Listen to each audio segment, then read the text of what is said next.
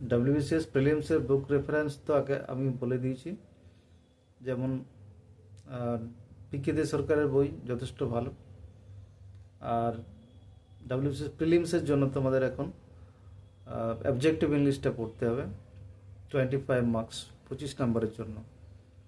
পিকে দে সরকার আরেকটা বই যেটা তোমার এসপি বক্সির, তোমাদের এসপি বক্সির বইটা ফলো করবে, অবজেক্টিভ ইংলিশ যথেষ্ট ভালো।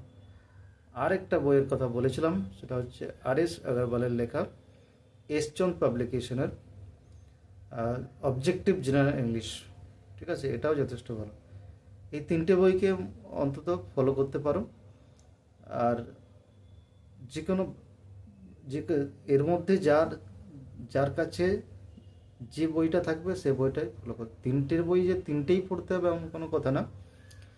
সবচেয়ে বড় কথা হচ্ছে বেসিকটা ক্লিয়ার করতে হবে এবং কনসেপ্টটা ক্লিয়ার করতে হবে। কারণ কি, এখন কোশ্চেনের যা প্যাটার্ন, সেই প্যাটার্নকে ফলো করতে হবে এবং প্রতিটা টপিক থেকে, প্রতিটা টুলস থেকে কোশ্চেন হচ্ছে।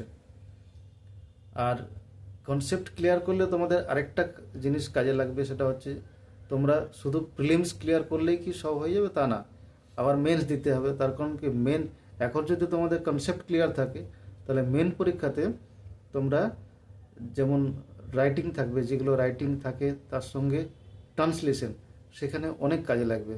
তোমাদের প্রিপারেশনটা এখন কী হবে, মেন্স ওরিয়েন্টেড নিতে হবে। শুধু প্রিলিমস পাস করব, প্রিলিমসের জন্য পড়বো তা নয়। এখন ডব্লিউবিসিএস প্রিপারেশন মানে কি, তুমি প্রিলিমস পাস করলে তোমাকে মেন কোয়ালিফাই করতে হবে, তারপরে ইন্টারভিউ, তবেই চাকরি। এতএব শুধু প্রিলিমসটা পাস করে যাব, তারপরে আর বাকি মেন্স এখন পড়বো না।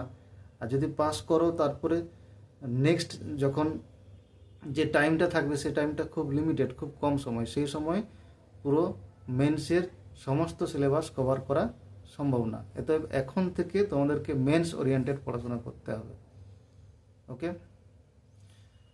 আর প্রিলিমস এবং মেন্স দুটোর ইংলিশের কোচিং যদি আমার কাছে পড়তে চাও, ইংলিশের ক্লাস করতে চাও, অনলাইন অফলাইন দুটোতেই, তো আমার ফোন নাম্বার তো জানোই, 8927980382, 8927980382, এটা হোয়াটসঅ্যাপ নাম্বার, ফোন নাম্বার, ঠিক আছে, যোগাযোগ করতে পারো।